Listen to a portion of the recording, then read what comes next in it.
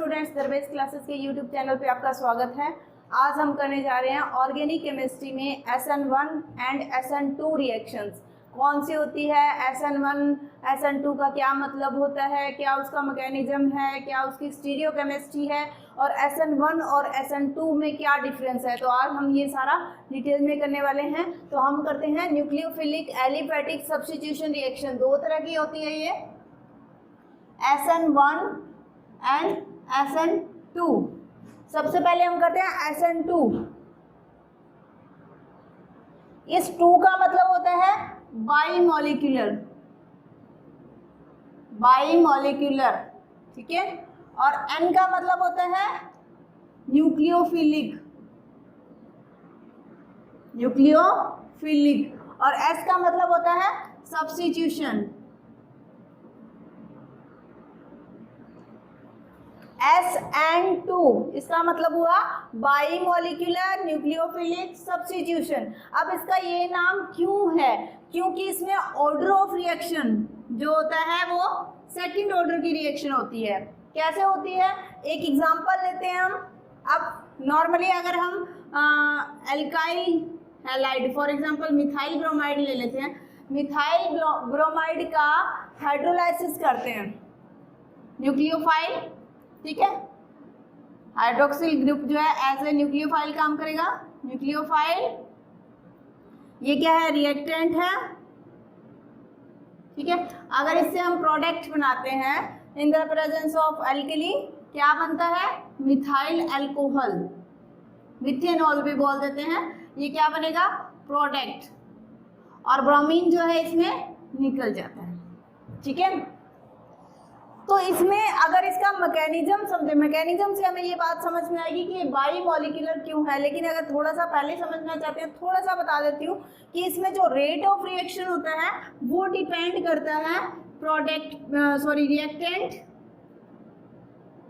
और न्यूक्लियोफाइल दोनों के ऊपर। इसलिए इसको बाई मॉलिक्यूलर न्यूक्लियोफिलिक सब्स्टिट्यूशन बोलते हैं, क्योंकि यहाँ पे रेट ऑफ रिएक्शन जो है वो सेकंड ऑर्डर है, एक इसका ऑर्डर और एक इसका ऑर्डर। तो ऑर्डर की बात अब यहाँ पे डिटेल में नहीं करेंगे, जस्ट यहाँ पे इतना ही बताऊंगी कि ये जो है सेकंड ऑर्डर रिएक्शन है, ठीक है। इसलिए इसको बाई मॉलिक्यूलर न्यूक्लियोफिलिक सब्स्टिट्यूशन बोलते हैं, ठीक है। अब इसका करते हैं मैकेनिज्म।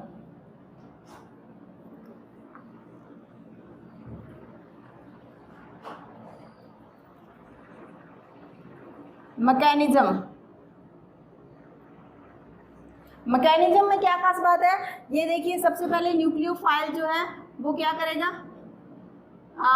देखिए मैंने मिथाइल ब्रोमाइड को इस तरीके से लिख लिए हैं, टेट्राहेड्रल शेप,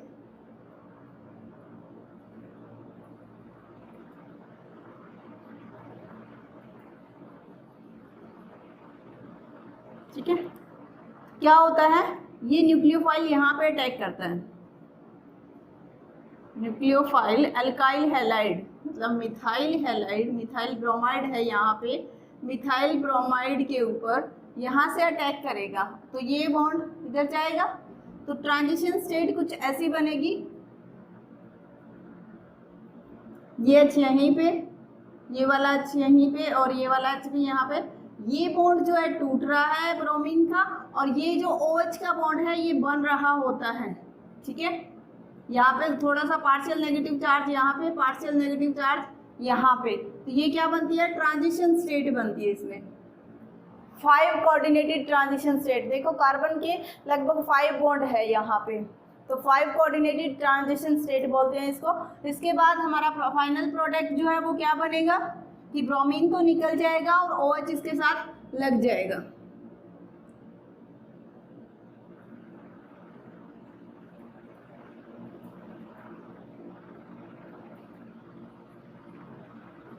तो ये हमारा क्या बन जाएगा, फाइनल प्रोडक्ट, ठीक है। तो ये क्या है, फाइनल प्रोडक्ट, ठीक है।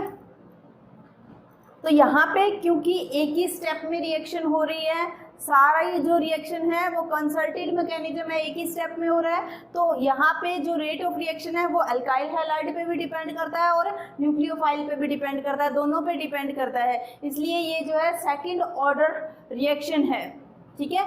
यहाँ पे ट्रांजिशन स्टेट बन रही है और फाइनल प्रोडक्ट बन रहा है, तो ये इसका मैकेनिज्म है। अब मैकेनिज्म से मैं आपको एक और बात समझाती हूँ, स्टीरियोकेमिस्ट्री। अब यहाँ पे एक बात और देखने वाली है कि यहाँ पे जो अटैक होता है वो मोस्टली बैक साइड से अटैक हो रहा है, इधर से ब्रोमीन जा रहा है और इधर से अटैक हो रहा है। तो पहले अगर ब्रोमीन कुछ इस तरीके का था, इसको अगर थोड़ा सा मैं ऐसा बना लेती हूँ, ये H यहाँ पे, ये यहाँ पे और ये यहाँ पे, तो अटैक जो है वो बैक साइड से हो रहा है, ठीक है। तो छाता जैसे पहले सीधा था तो बाद में उल्टा हो गया, कुछ इस तरह का है, तो इसको बोलते हैं इन्वर्जन ऑफ कन्फ्यूग्रेशन। इसको क्या बोलते हैं? Inversion of configuration. यहाँ पे क्या होता है? Inversion of configuration. एक और एग्जांपल से ये क्लियर हो जाता है कि अगर मैं यहाँ पे H की जगह यहाँ पे CH3 ले लूँ, ठीक है, और यहाँ पे H की जगह पे मैं C6H13 ये ले लेती हूँ, ये देखिए CH3 C6H13 CH3 C6H13 sorry यहाँ पे C6H13 ये ले लेती हूँ। तो ये जो होता है वो नेगेटिव टू ब्रोमो ऑक्टेन, इसका नाम होता है नेगेटिव। यहाँ पे नेगेटिव नहीं बोलते इसको, सॉरी लीवो रोटेटरी बोलते हैं। तो ये स्टीरियोकेमिस्ट्री में पढ़ते हैं हम, यहाँ पे नहीं करेंगे।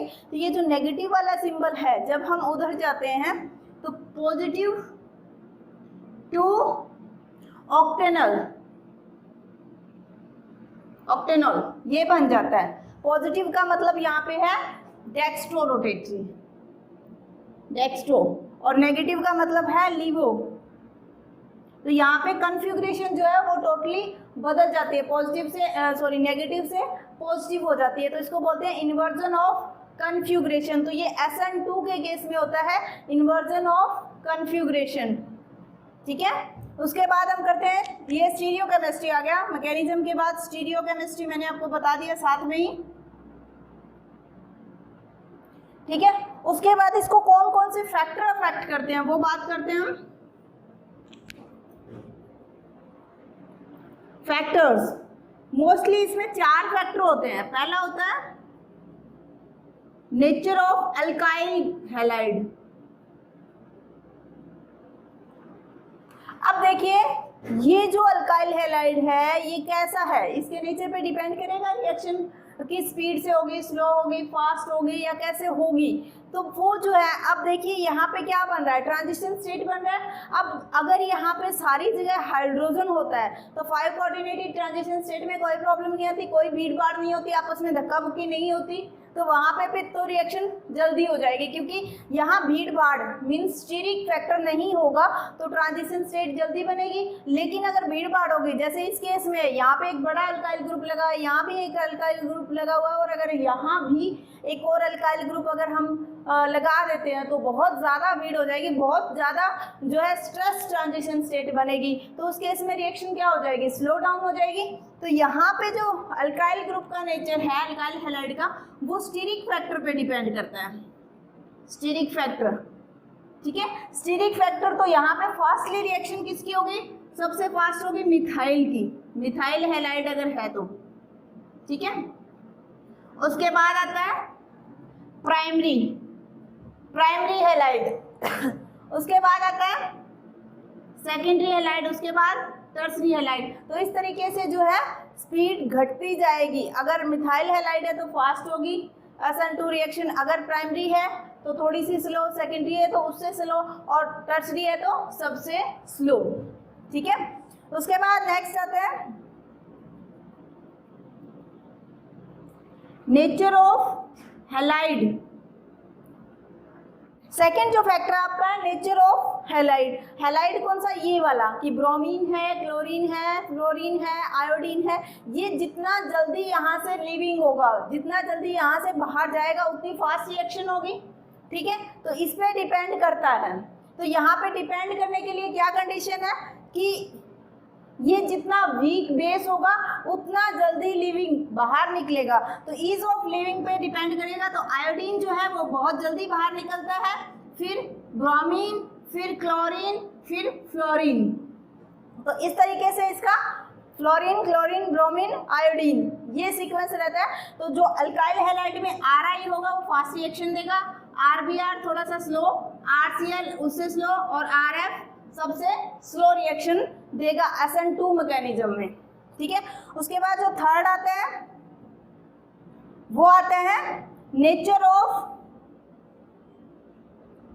Of nucleophile. अब देखिए यहाँ पे ये जो है ये इसको यहाँ पे अटैक करना है, और यहाँ पे देखिए पोलरिटी नहीं है, अभी ब्रोमीन गया नहीं है तो इसके ऊपर कोई चार्ज नहीं है। अब इस पे चार्ज नहीं है, लेकिन यहाँ पे जो है न्यूक्लियोफिलिक सेंटर है, यहाँ पे OH नेगेटिव अटैक कर सकता है, कोई भी न्यूक्लियोफाइल यहाँ पे अटैक कर सकता है। अटैक करने के लिए क्या होना चाहिए, स्ट्रॉन्ग न्यूक्लियोफाइल होना चाहिए। स्ट्रॉन्ग न्यूक्लियोफाइल होगा वो जल्दी अटैक करेगा, जल्दी ट्रांजिशन स्टेट आएगी और जल्दी जो है प्रोडक्ट बनेगा। तो यहाँ पे न्यूक्लियोफाइल कैसा चाहिए हमें, स्ट्रॉन्ग। तो SN2 reaction are favoured by strong nucleophile. उसके बाद जो फोर्थ आता है nature of solvent. Nature of solvent, अब देखो कोई भी रिएक्शन जब हम करते हैं तो वो सॉल्वेंट की प्रेजेंस में होती है। अब यहाँ पे देखिए ट्रांजिशन स्टेट की बजाय यहाँ पे थोड़ी सी पोलरिटी है, इस OH के ऊपर नेगेटिव चार्ज है, लेकिन ट्रांजिशन स्टेट के में जो नेगेटिव चार्ज है वो मोर देन वन एटम के ऊपर जो है डिस्ट्रीब्यूट हो चुका है, एक जगह पे नहीं है। तो पोलर सॉल्वेंट इसको प्रेफरेंस नहीं देंगे कि ये हमारे बीच में आए, पोलर सॉल्वेंट इसको प्रेफरेंस देंगे कि ये रहे, इसमें सॉल्वेशन ज़्यादा होगी क्योंकि यहाँ पे नेगेटिव चार्ज ज़्यादा है, जबकि यहाँ पे जो है नेगेटिव चार्ज जो है कम हो चुका है क्योंकि वो मोर देन वन एटम के ऊपर डिस्ट्रीब्यूट हो चुका है। तो पोलर सॉल्वेंट जो है रिएक्टेंट को प्रेफरेंस देंगे, न कि ट्रांजिशन स्टेट को। इसलिए पोलर सॉल्वेंट अगर होगा तो रिएक्शन को क्या करेगा, स्लो डाउन करेगा, ठीक है, स्लो डाउन, रिएक्शन को स्लो डाउन करेगा कौन, पोलर सॉल्वेंट। एक बार फिर ये बात रिपीट कर रही हूँ क्योंकि पोलर सॉल्वेंट को क्या चाहिए, चार्ज चाहिए।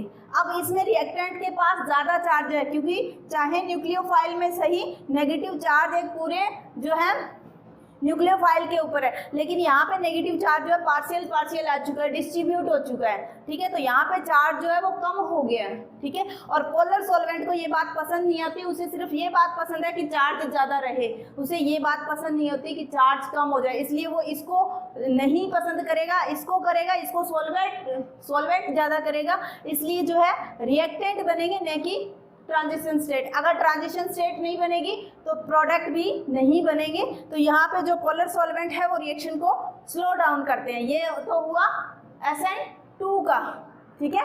तो अब हम करते हैं SN1 रिएक्शन का। SN1 मतलब क्या, यूनिमॉलिक्यूलर, N का मतलब न्यूक्लियोफिलिक, S का मतलब सब्स्टिट्यूशन, ये तो हुआ इसका मतलब। SN1 का मतलब यूनिमॉलिक्यूलर न्यूक्लियोफिलिक सब्स्टिट्यूशन, ठीक है। अब इसका करते हैं ऑर्डर, 1 ही क्यों आया, ठीक है। इसमें एक्चुअली क्या होता है, रिएक्शन जो है 2 स्टेप में होती है। जैसे यही एग्जांपल हम लेते हैं CH3Br, ठीक है। पहला स्टेप होता है स्लो स्टेप, इसमें क्या बनता है, कार्बोकटायन बनता है, ठीक है। और सेकंड स्टेप में कार्बोकटायन के ऊपर जो है न्यूक्लियोफाइल अटैक करता है जो कि क्या होता है, फास्ट, और ये बनेगा मिथेनॉल, ठीक है। रिएक्टेंट, प्रोडक्ट, इंटरमीडिएट कार्बोकटायन, ठीक है। तो ये तो बनेगा 2 स्टेप में। अब 2 स्टेप में होता है तो आपको पता है कि rate of reaction always depend on slower step of the reaction. अब स्लो स्टेप कहाँ है, यहाँ पे, जहाँ पे क्या बन रहा है, कार्बोकटायन। तो यहाँ पे रेट जो है वो डिपेंड करता है सिर्फ अल्काइल हैलाइड पे, ठीक है। तो न्यूक्लियोफाइल तो सेकंड स्टेप में आया, ठीक है, फर्स्ट में नहीं आया। सेकंड स्टेप जो है फास्ट है, रिएक्शन डिपेंड कर रही है फर्स्ट स्टेप पे, तो यहाँ पे सिर्फ जो है अल्काइल हैलाइड पे रेट ऑफ रिएक्शन डिपेंड करता है, इसलिए ये क्या है, फर्स्ट ऑर्डर रिएक्शन है। ठीक है, अब ये तो हुआ ऑर्डर, अब करते हैं मैकेनिज्म।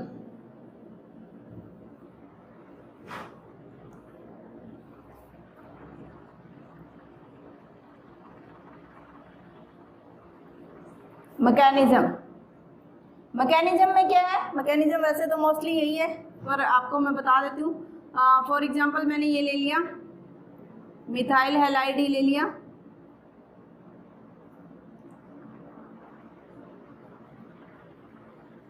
ठीक है, ये है। यहाँ पे फर्स्ट स्टेप में क्या होगा, रिवर्सिबल स्टेप होता है, स्लो होता है ये।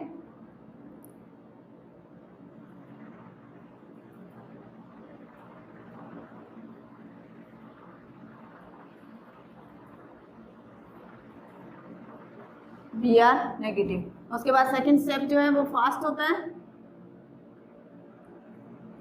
OH का अटैक, फास्ट रिएक्शन, ठीक है।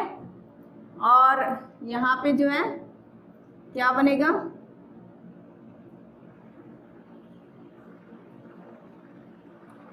मिथेनॉल, इधर भी बन सकता है, या फिर आप लोगों को जैसे पता है कि ये देखिए यहाँ पे है, तो OH जो है इस साइड से भी आ सकता है और OH जो है इस साइड से भी आ सकता है, किसी भी साइड से, बैक एंड फ्रंट किसी भी साइड से जो है न्यूक्लियोफाइल जो है अटैक कर सकता है। तो यहाँ पे ये भी बन सकता है,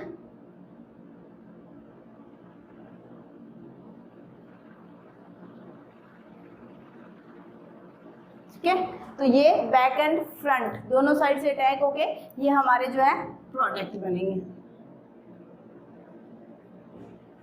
ठीक है। हालांकि जो मिथाइल हैलाइड या मिथाइल ब्रोमाइड या मिथेनॉल जो है उसमें कॉन्फ़िगरेशन का ज़्यादा पता नहीं लगता, क्योंकि हाइड्रोजन है। जब यहाँ पे हम ये जो सब्स्टिट्यूएंट है हाइड्रोजन की जगह चेंज करते हैं तभी हमें कॉन्फ़िगरेशन का ज़्यादा क्लियरली पता लगता है, लेकिन बस आपको समझाने के लिए मैंने आपको ये बातें बताई है। तो ये क्या है, मैकेनिज्म। अब इसमें स्टीरियोकेमिस्ट्री की बात करें, स्टीरियोकेमिस्ट्री की बात करें तो इसमें क्या है, देखिए बैक साइड से और फ्रंट साइड से, दोनों साइड से अटैक हो रहा है, बैक एंड फ्रंट।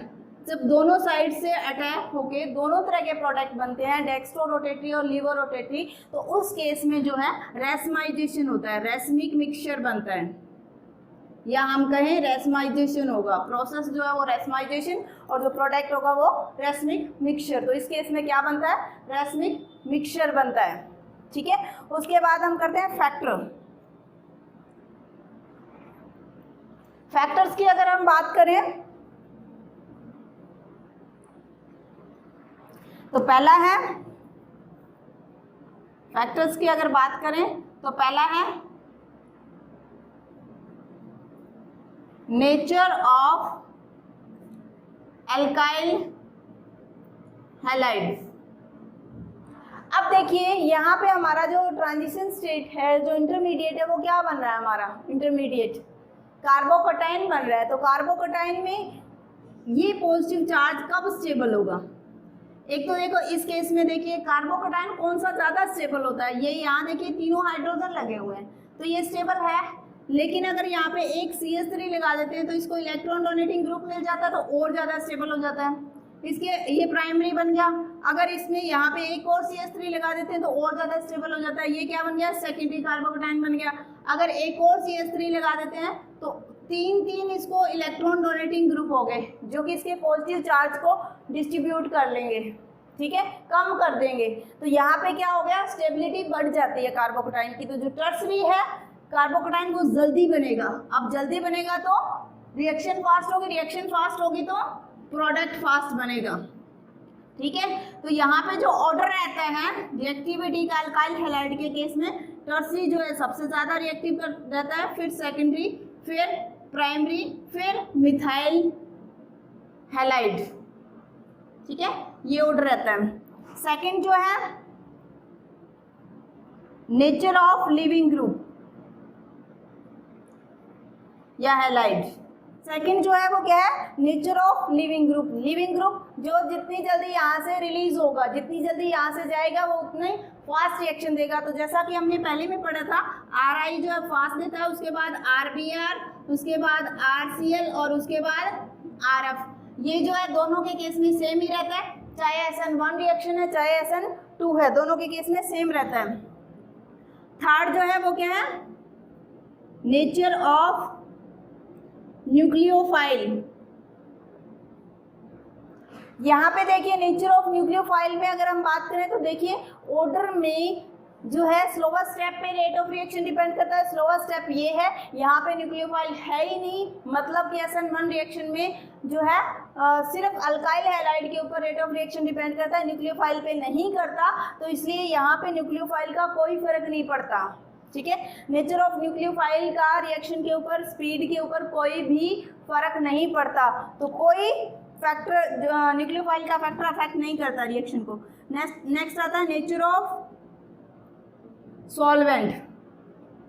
अब यहाँ पे देखिए, मैंने जैसा कि आपको पहले बताया था कि सॉल्वेंट, पोलर सॉल्वेंट को क्या पसंद है कि उसके ऊपर उसका जो अंदर जो घुल रहे हैं उसके अंदर चार्ज ज़्यादा होना चाहिए। अब यहाँ पे चार्ज नहीं है, यहाँ पे चार्ज है, तो जो सॉल्वेंट, पोलर सॉल्वेंट जो है वो क्या करेगा, ट्रांजिशन इंटरमीडिएट जो कार्बोकैटायन है इसको सॉल्वेट ज़्यादा करेगा, इसको जल्दी बनाएगा। ठीक है, इसको जल्दी बनाएगा तो रिएक्शन क्या होगी, फास्ट होगी। तो पोलर सॉल्वेंट जो है वो क्या करते हैं, फेवर करते हैं SN2 रिएक्शन को। Polar solvent favour SN1 reaction को। ठीक है, जितना ज़्यादा पोलर सॉल्वेंट होगा रिएक्शन उतनी फास्ट होगी, लेकिन SN1 में। ठीक है, इसके बाद एक जो लास्ट बात रह गई थी, SN2 में भी रह गई थी, वो मैं आपको यहाँ पे बता रही हूँ, इसका एनर्जी प्रोफाइल डायग्राम। SN2 और SN1 का एनर्जी प्रोफाइल डायग्राम।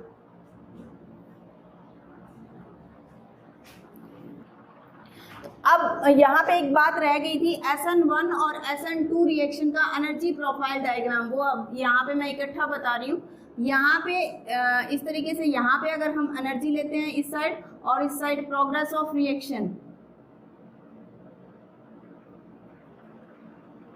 तो यहाँ पे रिएक्टेंट से इस तरीके से, और यहाँ पे प्रोडक्ट, और ये जो है ये ट्रांजिशन स्टेट, जो 5 कोऑर्डिनेटेड ट्रांजिशन स्टेट आपको बताई थी वो यहाँ पे बनेगी, और ये जो है यहाँ पे एक्टिवेशन एनर्जी EA। तो इस तरीके से एक ही हम के साथ बनेगा SN2 का एनर्जी प्रोफाइल डायग्राम, जबकि SN1 के केस में देखिए कैसा बनेगा, यहाँ पे प्रोग्रेस ऑफ रिएक्शन,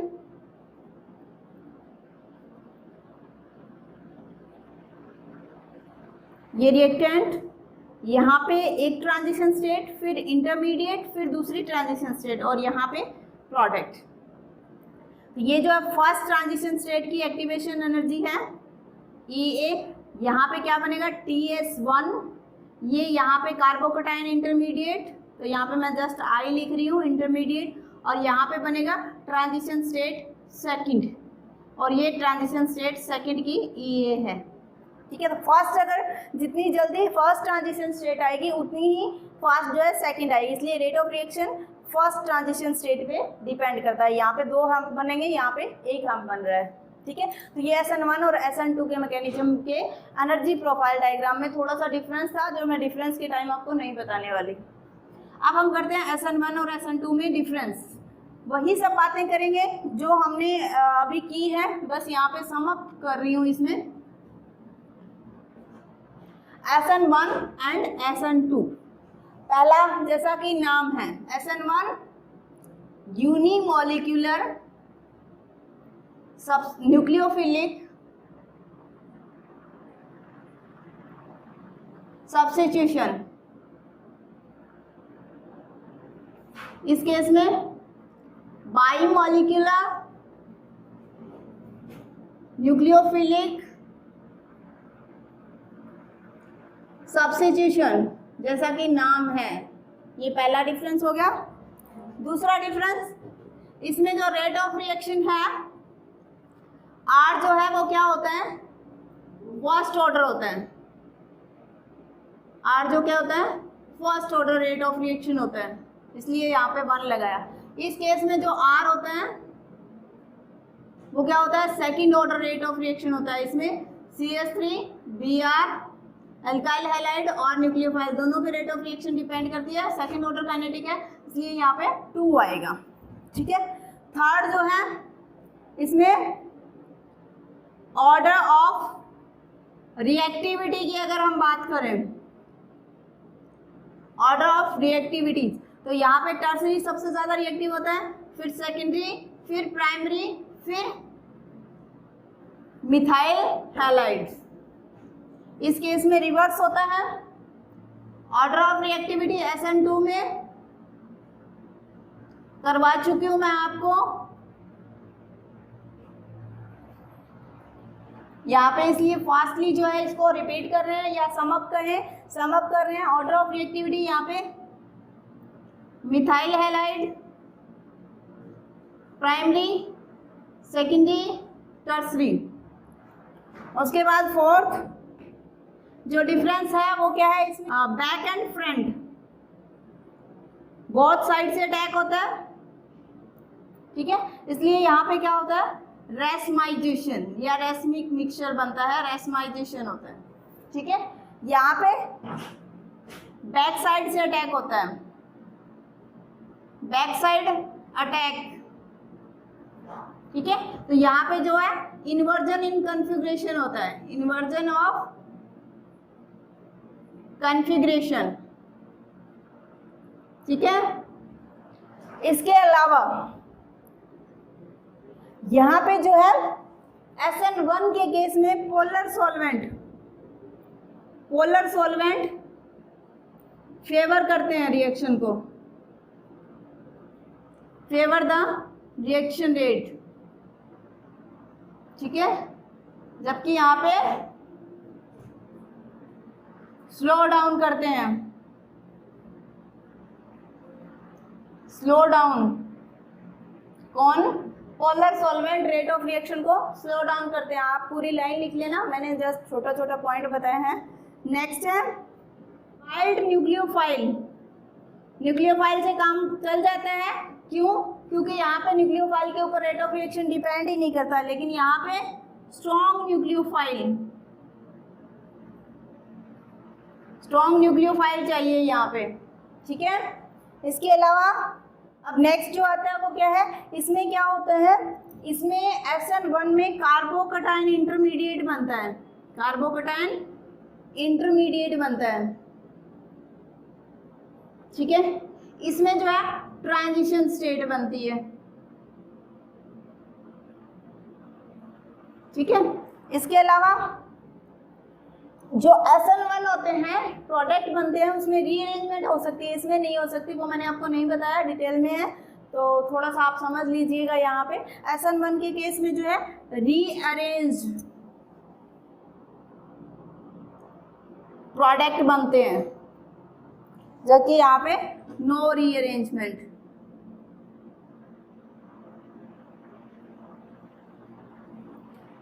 इसके अलावा नेक्स्ट जो है, इसमें जो रिएक्शन को के जो ऑर्डर है उसको अफेक्ट करते हैं इलेक्ट्रॉनिक फैक्टर। इसमें इलेक्ट्रॉनिक फैक्टर जो है अफेक्ट करता है रिएक्शन के ऑर्डर को, इसमें स्टीरिक फैक्टर अफेक्ट करता है।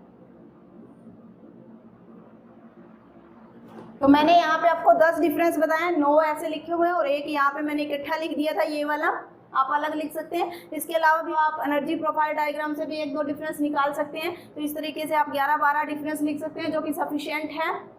इसके अलावा SN1 और SN2 रिएक्शन में से अगर कुछ प्रॉब्लम हो, कुछ डाउट हो, तो कमेंट बॉक्स में डालिए। Thank you for